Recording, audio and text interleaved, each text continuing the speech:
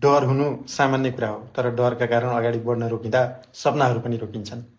डर हटेपछि काम गर्ने होइन, काम गर्न थालेपछि डर हट्दै जान्छ। सानो कदमबाट सुरु गर्नुहोस्, गल्तीलाई हार होइन, सिकाएको अवसर मान्नुहोस्। आफ्नो लक्ष्यमा फोकस गर्नुहोस्, डरमा होइन। आज एउटा सानो कदम चाल्नुहोस्, भोलि त्यही कदमले ठुलो परिवर्तन ल्याउन सक्छ। नमस्ते एभ्रिवान, म सुरेश श्रेष्ठ। आजको मेरो टपिक हो ओभरकम फियर्स। हो, डरलाई कसरी जित्ने। सबैभन्दा पहिले बुझ्नुपर्छ, फियर हुनु नर्मल हो।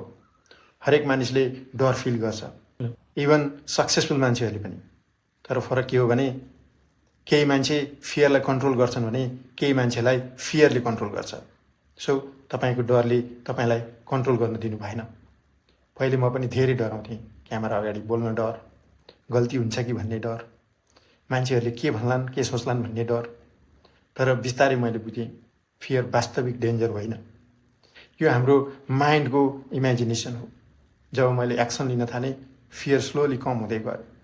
किनभने फियर हटाउने एक मात्र तरिका छ, एक्सन।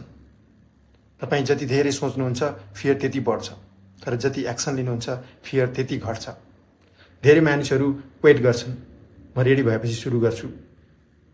तर रियालिटी के हो भने रेडी हुने फिलिङ कहिल्यै आउँदैन। स्टार्ट गर्दा डर हुन्छ, तर स्टार्ट नगर्दा रिग्रेट हुन्छ। फियरलाई ओभरकम गर्ने 3वटा सिम्पल स्टेप्सहरू। 1. फियर एक्सेप्ट गर्नुहोस्। 2. स्मल एक्सन लिनुहोस् र त्यसको डेली रिपिट गर्नुहोस्। किनभने कन्फिडेन्स जन्मिँदैन, कन्फिडेन्स बिल्ड हुन्छ थ्रु एक्सन। पहिले म बोल्न पनि डराउँथेँ, तर आज म कन्फिडेन्टली आफ्नो कुरा सेयर गर्न सक्छु। That is growth. फियरबाट फ्रिडममा पुग्ने बाटो एउटै हो, कन्सिस्टेन्ट एक्सन, निरन्तर यात्रा। यदि अहिले तपाईँ डराइरहनु भएको छ भने समय वा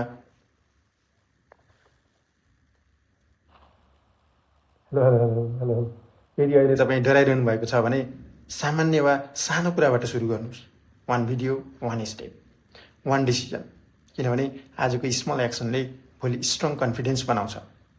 लाइफमा सबैभन्दा डेन्जरस कुरा फियर होइन, फियरमा अड्किनु हो। यदि तपाईँलाई पनि डर छ तर स्टार्ट गर्न चाहनुहुन्छ भने just send me a message. म तपाईँलाई स्टेप बाई स्टेप गाइड गर्न तयार छु। फियरलाई ओभरकम गर्न हेल्प गर्न सक्छु। सो रिमेम्बर, फियर त टेम्पोरेरी हो, तर रिग्रेट पर्मानेन्ट रहिरहन्छ। डर लागे पनि सुरु गर्नुहोस्, अगाडि बढिरहनुहोस्।